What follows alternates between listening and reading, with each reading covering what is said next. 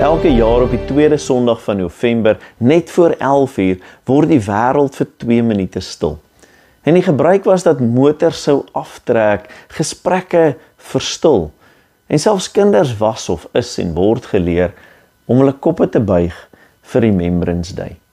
Want is 'n oomblik van eerbied vir die wat hulle lewens gegee het vir vrede.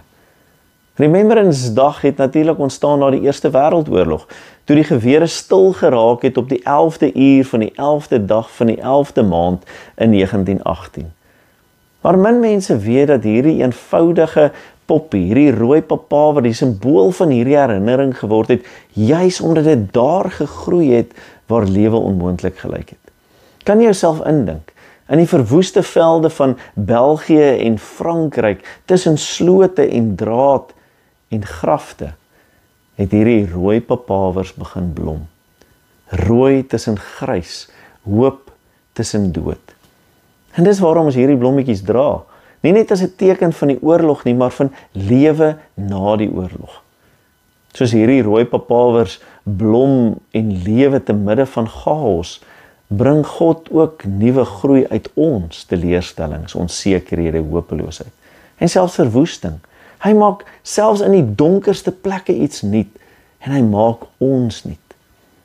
Die papawer sê telkens, God is nog hier. Jesaja 2 vers 4 gee hoop of taal aan hierdie hoop. Hy sal tussen nasies oordeel en regspreek oor baie volke. Hy sal hulle swaarde omsmee tot pikke en hulle spiese tot snoeiskere. Geen nasie sal meer teen 'n ander nasie die swaard opneem nie. En hulle sal nie meer leer om oorlog te voer nie. Hulle sal hulle swaarde omsmee tot pikke. Die Here droom van 'n wêreld waar mense sy energie nie meer in vernietiging ingaan nie, maar in herstel. Waar ons in ons harte nie net ophou veg nie, maar leer om te dien. En dis 'n boodskap vir jou en my, vir ons almal. Die grootste dade gebeur dikwels in stilte. In vergifnis, in gebed, in liefde wat aanhou gee, selfs as niemand dit sien nie. Remembrance Day herinner ons, dis nie net die dapperes wat op die slagveld van die wêreld gaan veg en dit verander het nie, maar ook die wat gebid het, wat gewag het, en hoopvol gebly het en aanhou glo het. Mag jy dit altyd onthou en by jou bly. Here van vrede, tussen die geraas van die wêreld herinner U ons aan stilte.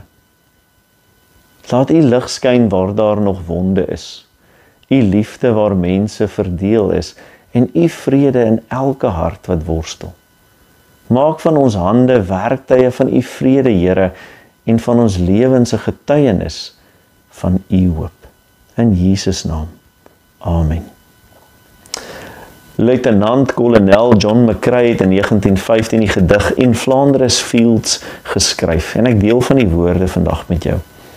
In Flanders Fields the poppies blow, between the crosses row on row. If he breaks faith with us who die, we shall not sleep, though poppies grow in Flanders Fields. Mag ons soos daardie rooi papawers getrou bly aan die geloof en vrede waarvoor soveel gegee is. En mag ons die lig van Christus bly dra, selfs waar ander dit nie sien nie. Mag jy 'n geseënde Remembrance naweek hê. Mag jy God se vrede ervaar en mag jy dit gaan deel. Tot volgende keer. Totsiens.